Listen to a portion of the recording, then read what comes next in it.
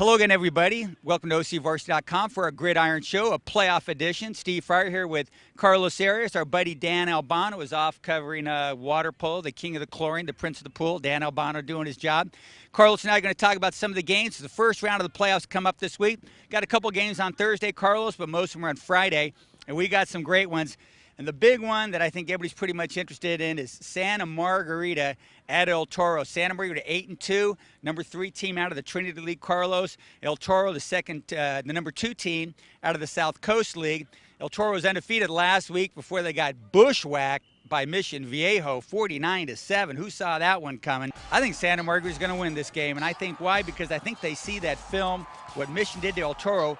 Mission played a lot of man-to-man. El Toro clogged all those passing lanes. I mean, every time Connor Manning went back to pass and looked, black shirts in the lanes. And even though, they're low at quarterback, but they're still getting better on offense. Ryan Wolpen's kind of banged up, got that ankle tweaked a bit.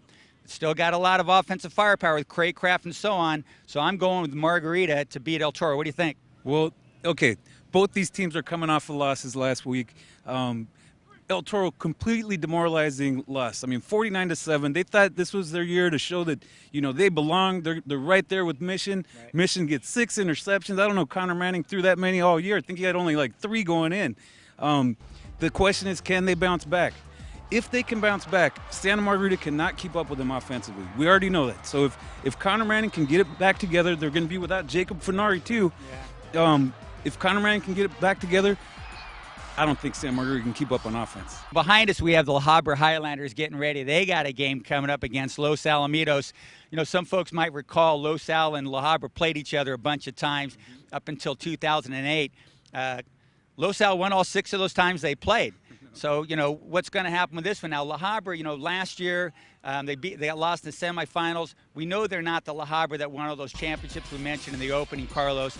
Still a pretty good team, still pretty young. Los Al's lost 2 in a row. They lost at Huntington Beach and a heartbreaker in OT last week against Newport Harbor. But you know what, Carlos? I think Los Al, barely the better team, so I'm going with the Griffins. Carlos, what do you think? Okay, I'm taking all the Sunset League teams this week. I'm thinking they're all going to advance to the next round, and I think there's going to be a lot of complaints from everybody saying, why is the Sunset League in our division? Yeah. That's what I'm expecting to happen this week.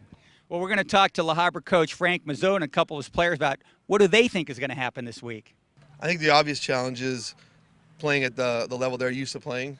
I mean, they are a season removed from Pac-5 level competition. That to me is big. They play in a great league, the Sunset League, with all those fantastic football teams and great coaching. We have to rise up to the challenge and be prepared to play at, I think, a high level as far as the physicalness and the coaching level. We played them our freshman year. We took care of them pretty well. We're excited. This is for all of our past seniors. This is for everything. Well, I'm really excited. I know this is gonna be a really good game. I'm glad it's at home. Can't wait till Friday. We just come out hard and work hard every day. We progress. We listen to our coaches, do what we're supposed to do, look at our film, and we just look at ourselves and get better. I mean, just practicing every day and working hard is how you get better, and we've been doing that. The playoffs actually start on Thursday. We have a couple games there, and one of the really good ones on the schedule, whether it be Thursday or Friday, is a Thursday game. It's Laguna Hills against Foothill at Tustin High School on Thursday. Foothill, the number 2 team out of the Century League. Laguna Hills, boy, they won a great one against Dana Hills there 2 weeks ago. They did not play last week, so Laguna Hills took the bye week. They're going to come back pretty rested up for the playoffs, but they got to play Foothill. Carlos, I like Foothill in this game. Love those Moss brothers. Like Jack Gilchrist, the quarterback. I think they've got a lot of offensive firepower. Laguna Hills, nothing wrong with that team. That was a tough league over there. 3-way tie for the league championship with Capistrano Valley, Laguna Hills, and Dana. But I think Foothill's a really super good football team. I think Foothill wins this one, Carlos. You know what? I really like what Coach Bruce Ingles does with his teams in the playoffs. They always go deep.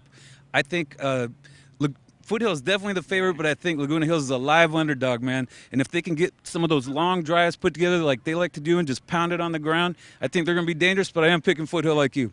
Yeah, I think so, too. I think Foothill's the better football team. But, it is the playoffs. Crazy things happen. Heck, we've seen crazy things happen all season long, but it gets even crazier here in the playoffs here at OCVarsity.com, where we've got you covered.